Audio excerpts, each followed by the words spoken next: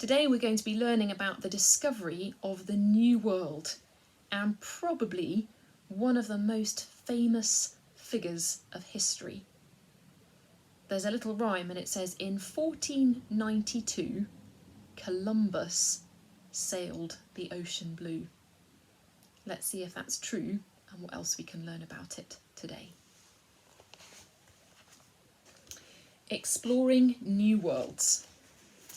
When the Portuguese began to sail down the West African coast, trade with Africa became much easier. Instead of hauling goods through the hot, dry desert, merchants from England, France, Spain and Portugal could travel by sea down to the West African ports. But there was still no simple way to get to India. To get spices, merchants had to make the long, rough journey overland. They had to fight off bandits and wandering warbands, and they had to face hostile Ottoman Turks who guarded the roads to the east. Many adventurers had tried to sail down Africa's coast and find a way to India, but no one had succeeded. An Italian sailor named Christopher Columbus was determined to find a sea route to India. But Columbus had a new wild-sounding strategy. Instead of sailing down the coast of Africa, he planned on sailing due west, straight out into the Atlantic Ocean. Columbus had spent years studying maps and scientific reports. He knew that the best scientists believe the Earth to be round, and if the Earth was round, he should be able to sail right round it and bump into India's eastern coast. So here's our globe, so we can picture what people were thinking of doing. So Columbus was here in the south of Europe, and what other sailors were doing was going down this west coast of Africa here, and going round and saying, if we go round here, and then we come up the other side, we can get to India. And Columbus said, well, if it's round, why can't I just go from here all the way round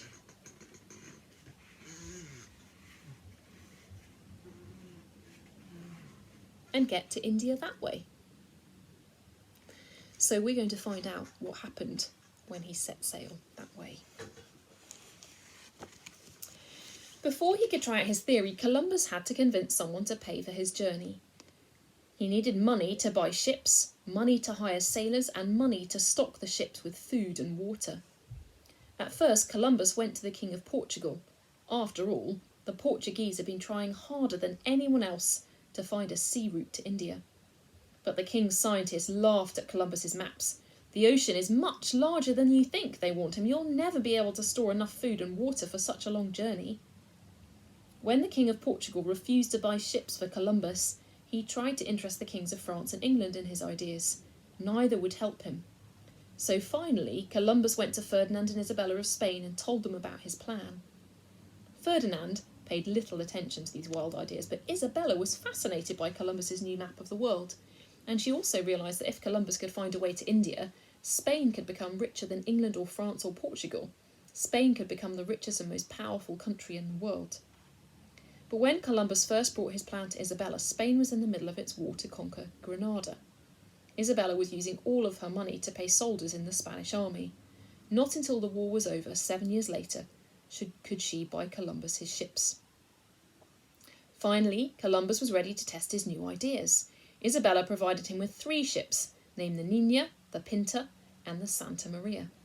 She hired sailors, stocked the ships with enough food and water for several months, and provided Columbus with cloth, gold, and other goods that he could trade for spices when he reached India. Christopher Columbus set sail in 1492. As the Niña, the Pinta, and the Santa Maria sailed into the Atlantic Ocean, headed west, the 3 ships passed other vessels, leaving the Spanish shore. Wails and cries rose up from these ships, which were crowded with weeping men, women, and children. The Jews were leaving Spain, driven out by the laws Ferdinand and Isabella had passed against them. So before we read the next bit of the story, I'm going to show you something special that we have. I might be able to work out what it is. This is a chess set that we were given, and instead of a king and a queen, it's got particular characters as the king and the queen and others. and it's a special Christopher Columbus chess set. So this is the figure of the king, and if you turn him around, you can see on his back that there's an anchor and a map. So I think this is Christopher Columbus is the king character. Now, here's a queen. Which queen do you think this might be? I think it is Queen Isabella. Now, instead of a castle or a rook, we have this. So this is the Santa Maria. And then we've got three other figures. We've got the pawn, the knight, and the bishop. This piece is the bishop, and the bishop is Vicente Yanez Pinzon, and he was the captain of the Nina. And here we have his brother. His brother was known as Martin Alonso Pinzon, and he was the captain of the Pinta. Then we've got one small character here. Now, if you look at him, he is standing in a barrel, or sitting in a barrel, possibly in the crow's nest at the top of the ship. And this is the man who sighted land after 9 weeks.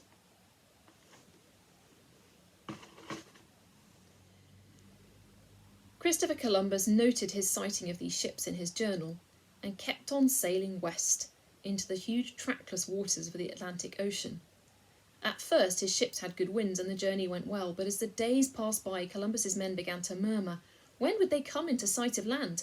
Spain was growing further and further away, and they could see nothing but more water ahead of them. Strange birds flew overhead, odd fish arched out of the water.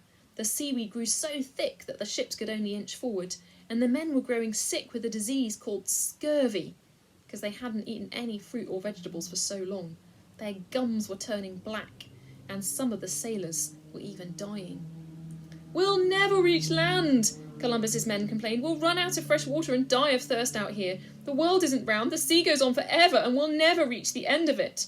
Others said, "What if the ocean runs off the end of the world? We'll sail over the edge and fall down a never-ending waterfall." They plotted to throw Columbus overboard and turn back home. Finally, afraid that his men would mutiny, Columbus agreed to turn around if land wasn't spotted in 3 more days. All the next day, Columbus paced around his ship, straining his eyes for a glimpse of land. If no land was spotted, he would have to return to Spain and waste a lifetime of effort. The sun had barely risen on the morning of the second day when a seaman, high up in the ship's rigging, shouted, "Land!" Sure enough, a tiny island lay just above the horizon. As the ships drew closer, Columbus realised that the island was surrounded by dozens of others. He was certain that he'd reached the islands off the coast of India. When Columbus and his men landed, Columbus claimed the islands for the country of Spain. He found that people lived on the islands, brown-skinned people with black hair who were willing to come and see the goods he brought with him from Spain. He called these people Indians. But as Columbus looked around, he grew more and more puzzled. The language of these people sounded nothing like the Indian language he had expected to hear. He saw no gold, no pepper, no nutmeg, no riches. Instead, the people of the islands brought him balls of cotton thread, green and yellow parrots, and strange foods, sweet potatoes and green peppers. Where were the spices and all the treasures of India? Of course, Columbus hadn't landed in India. He'd landed in the islands off the coast of Florida. His map showed empty water between Spain and India, but 2 huge unknown landmasses actually lay in his way, North and South America. After Columbus explored the islands, he headed back to Spain. He brought Ferdinand and Isabella parrots, sweet potatoes, green peppers, pineapples, and even several Indians, but no spices or gold. Ferdinand and Isabella agreed to pay for several more voyages to this new land. Columbus travelled back across the ocean and began to work on a map of his discovery. He still insisted that he'd found the sea route to India, but others soon began to realise that Columbus had found something new a whole continent. 5 years after Columbus landed in the Americas, a Portuguese explorer named Vasco da Gama finally managed to sail around Africa and reach India. The journey took him an entire year to make. Now, for your task today, I've sent to your parents 2 ideas of a recipe containing something that we wouldn't have if Columbus hadn't got to America. So we discovered here pineapples, peppers, and sweet potatoes.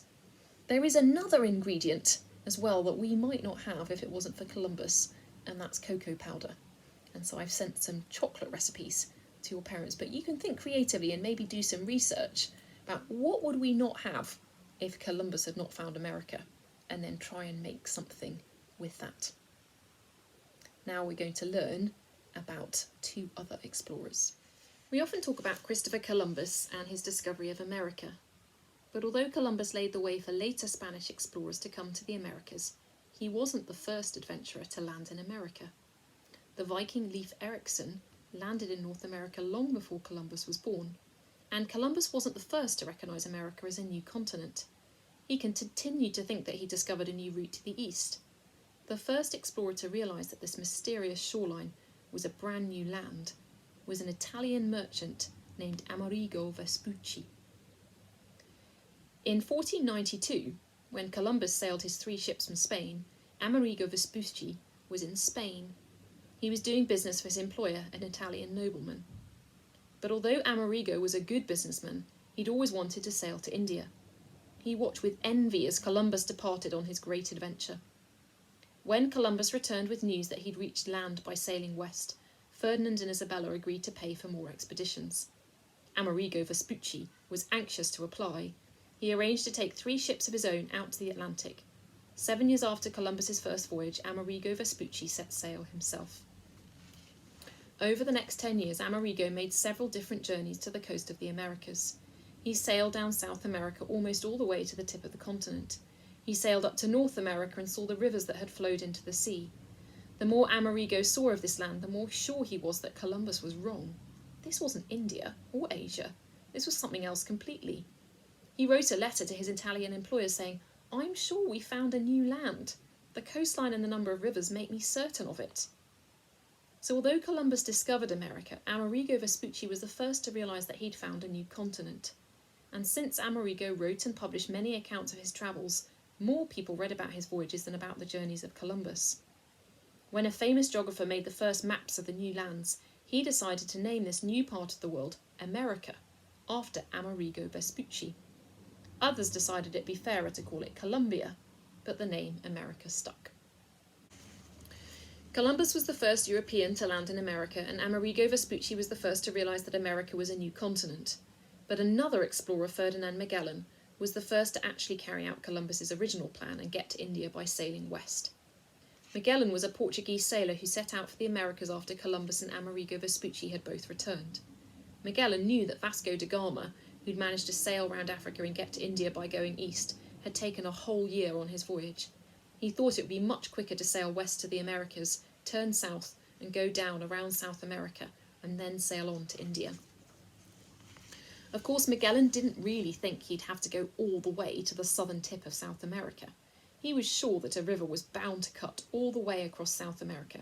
All he had to do was sail down the coast, find that river, and sail into it.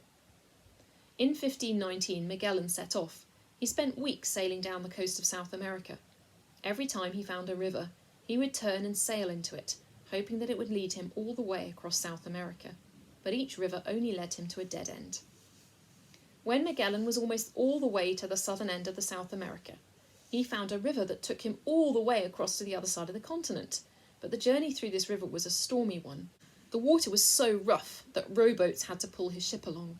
Gales howled along the narrow passageway. It took more than a month for Magellan to sail down this river. Finally, he came out into the ocean on the other side. The water was so smooth and still after the choppy water of the passage that he named this ocean the Pacific, which means calm. Today we call the river that cuts through the southern tip of South America the Straits of Magellan. "Let's go home," Magellan's sailors begged him. "We've found the way through." But Magellan refused. He was sure that India must be close by. But it wasn't. Magellan and his sailors pushed on for more than 3 months, with nothing but water in sight. They ran out of food. The sailors grew so hungry that they ate sawdust. They were almost out of water. Finally, they sighted land. The ships anchored and Magellan's men got busy loading up fresh water and food. But as he looked around him, Magellan realised he's still not arrived at India. He was on a group of small islands far off the coast of China. Today we call these islands the Marianas. He ordered his sailors to board the ships and sail on. In a few days he sighted another group of islands ahead of him. Now was he approaching India? No, these islands were the Philippines, south of China. Would Magellan ever reach India? He never did. In the Philippines, gathering water and food for yet another tribe, India, Magellan agreed to help a local warrior chief fight a battle with another tribe. In this battle, Magellan was killed, but his lieutenant continued the voyage without him. Magellan had begun with 5 ships and 280 men, but now there was only 1 ship left, with 35 men aboard. But Magellan's lieutenant sailed this last ship west towards home. He went south of India, around the tip of Africa, back up the African coast, and finally back to Europe. Magellan had died before reaching India, but his ship was the first one to sail all the way round the whole world.